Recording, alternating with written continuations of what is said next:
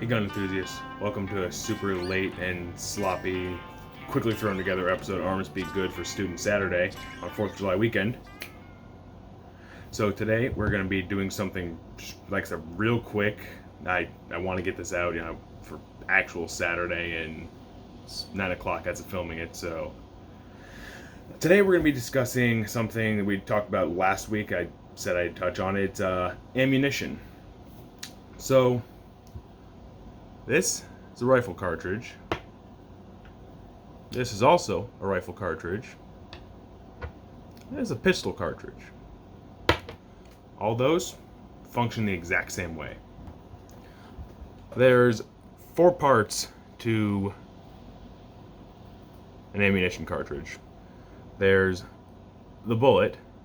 Everyone knows the bullet. People refer to this as the bullet. No, it's just this gilded part right here. There's the casing. That's this brass part. Everything brass there. There's the powder, which is inside, of course. And right in the bottom, there's the primer that we talked about. That little bit right there in the center that's surrounded by a little ring. And on this little long rifle, it's around the edge. So, quick backstory on that. This is a centerfire cartridge. That obviously means, the pin or the striker hits that part right there in the center.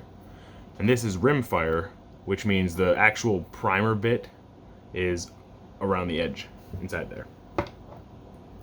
Now, I'll have a little diagram posted up right there, but when the primer is struck, as we discussed before, it's like a little cap for a cap gun.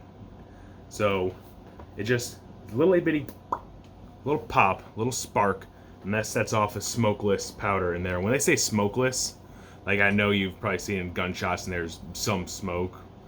Well, go watch something like a Civil War documentary or Patriot. Yeah, watch The Patriots, 4th of July weekend, Mel Gibson.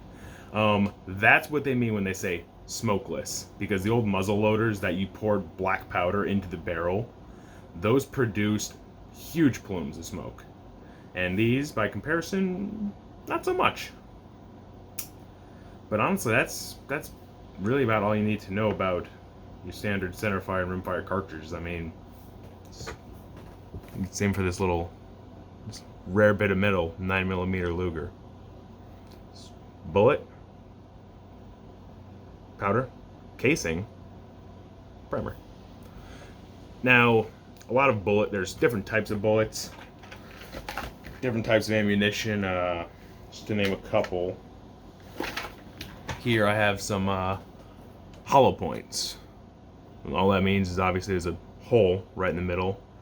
It expands differently than a full metal jacket would. There's also a little more advanced hollow points, personal defense rounds. This expands in a controlled manner versus hollow points just kind of balloon out and splinter a little bit. And of course, if we're talking about ammunition, who could forget the shotgun shell? This brass part of the casing, that is where all the powder is held. Everything else is just little bits of your load. It could be lead buckshot like this has, could be birdshot, which is a little bit smaller than buckshot, slugs, flechette, whole bunch of different types of shotgun shells and ammunition types in general, really. I'll leave a link, hopefully in the description, with some kind of list of all the different types or most common types. But yeah, just to recap once more. Bullet, and that's going to be, in this instance, a lead core. This metal part isn't lead, that's the gilding metal that goes over it. I forget what it is, I'll put it right here. Brass casing, or in this case, nickel casing. Nice soft metal. And primer, which ignites the smokeless powder.